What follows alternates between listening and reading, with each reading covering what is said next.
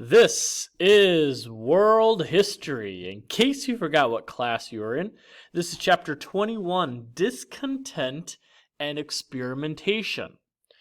Evil triumphs when good men do nothing. This is the first video of week 5. You should have turned in your week 4 packet with all of the material from chapter 20 as well. Also, in your week 5 packet, you should have received your chapter 20 test. So please make sure that you've taken this test before we start chapter 21. This week we will be doing 3 videos because Monday was review, Tuesday was test, today is Wednesday. If it's not Wednesday, okay, well, oh well. Let's get started though. We're on page 461. I want you to read the 2 intro paragraphs at the beginning of the chapter. Please pause this video. Once you have finished, please unpause and we will continue. Question for you. Has apathy occurred in your life? Apathy is a I don't care attitude. If your immediate response to that question was I don't care, guess what? You've got apathy. But this lack of care is not a biblical emotion. Instead, it's an example of sin. As Christians, we are to always strive to do our best in whatever God has for us to do. At work, at home, in sports, or at school. We need to strive to be an example to others of a hard-working individual. A hard-working person will be honored by God and respected by others. Another question, do you allow sin in your life or in the life of Christians you know and you do nothing about it? Well, you need to stand up as a Christian leader in your class. If you're not going to do it at a Christian school, when will you do it? You need to stand up in home or in your church. God may have a purpose for you in accomplishing His will. After all, evil triumphs when good men do nothing. Roman number 1, an era of disillusionment. Many artists and writers reacted against the impact of industrialism on society.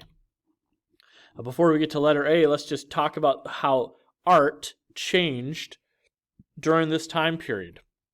Number 1, art rejected traditional art forms and embraced new experimental techniques.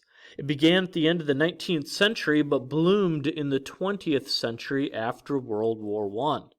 Another effect of art was that there was feelings of despair. It reflected the death and struggle of the war period, spurred on by economic depression and moral decay. Number 3, art was portrayed in a pessimistic and disjointed view of the world. Unlike those who thought things were getting better and better in the 19th century, many of the 20th century felt things were getting worse and worse. In your notes, or in the packet that you received, you should have gotten the chapter 21 Fast Facts. Please refer to these Fast Facts. It's not as extensive as we've done in the past, but this should help you as we go through this so you know what you need to write down and what you don't need to write down. All right, letter A. Science. How did science develop during this time period? Number 1, psychology and Sigmund Freud. Freud is one of the most influential psychologists ever. Psychology is the study of how and why people think and act the way they do. It's probably a good definition of psychology. It's a study of how and why people think and act the way they do. Freud believed that everyone had a conscious mind, a preconscious mind, and an unconscious mind. Conscious is the here and now. Preconscious thoughts involved thoughts that could be retrieved from one's memory. The unconscious mind held repressed thoughts, thoughts often caused by pain or trauma that were hidden away and forgotten. Freud's goal was to retrieve these repressed thoughts to help, quote-unquote, cure the patient. Number 2, eugenics. Definition of eugenics is it focuses on determining who is fit to reproduce and ways of preventing reproduction by those deemed unfit. This false science believed that progress and reform was only possible when inferior classes and races were sterilized while the superior classes and races continued to grow. You can imagine a man like Adolf Hitler would definitely be in favor of eugenics. As one author wrote, the human race could be immensely improved in quality and its capacity for happy living immensely increased if those of poor physical and mental endowment were prevented from multiplying. Certain types of criminals and paupers breed only their kind, and society has a right and a duty to protect its members from the repeated burden of maintaining and guarding such parasites.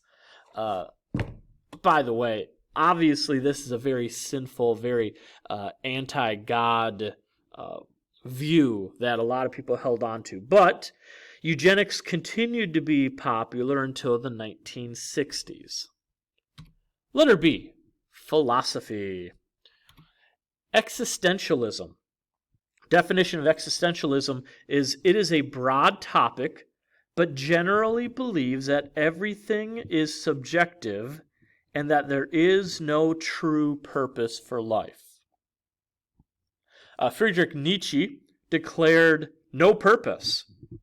Jean-Paul Sartre asserted that people can find their purpose if they create their own meaning for life. While trying to answer the questions raised by the unthinkable violence and destruction brought about by World War I, their works contributed to the sense of hopelessness that typified this period. Letter C, paintings. Number 1, expressionism. The definition of expressionism, expressionists try to paint how they feel about their subject rather than trying to reproduce realistically what they see. So expressionism, they paint what they feel. Give you a couple examples of expressionist painters. Henri Matisse. He lived from 1869 to 1954. He is an example of expressionism style art. The object is of secondary importance in drawing. Color is the real subject. Color allows the artist to express himself best. Bright colors, simplified designs, and clearly outlined figures are characteristics of Matisse's works. Number 2, another style of painting is Cubism. Cubism artists, here's your definition, try to paint objects in various geometric shapes or from several different perspectives at once. Pablo Picasso is probably the best example of a Cubist painter. He lived from 1881 to 1973. He believed that what we see may not be final reality, so he abandoned traditional form of painting. His techniques distorted the figures in his paintings. Picasso and others deliberately tried to shock the viewer and challenge his perception of the world. If you look in your books at page 463, there's an example entitled Houses on a Hill by Pablo Picasso that you can see right there. Letter D, music. Music became extremely varied. For example, jazz music really got going during this time period, and electronic music as well. Radical experimentation increased after World War I as many composers abandoned traditional musical concepts. For example, Igor Stravinsky, he lived from 1882 to 1971. He's an example of one of these musicians.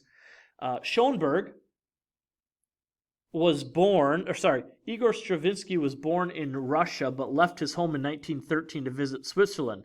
Because of World War I and the Russian Revolution, he did not return to Russia. In 1919, he settled in France, and in 1939, he immigrated to the U.S. and became an American citizen in 1945.